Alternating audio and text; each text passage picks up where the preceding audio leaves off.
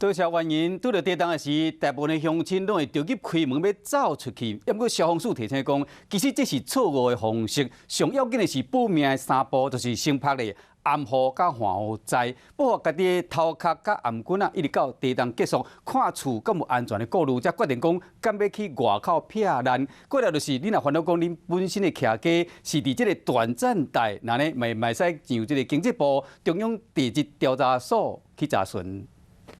地震一来该怎么躲？民众不要急着开门往外逃，而是先趴下掩护稳住，保护自己。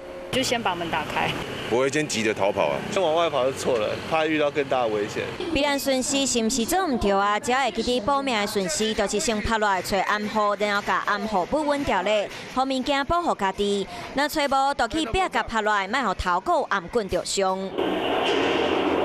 米伫倒下下骹、家具下骹，人会当对咧叮当。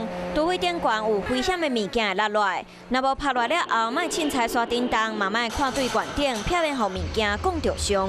那等地震停了以后，我们再起身看一下家里建筑物的状况、屋内的状况，我们的这个墙壁有没有裂痕，建筑物有没有受损？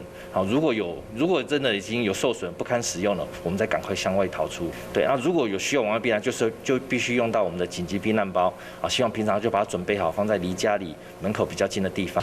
若是民众想要知影家己的厝内敢有安全，会当去经济部中央地质调查所活动长站 GIS 查询系统，先去地动资讯高站的选项，搁去长站高市的选项，上尾也拍厝内地址。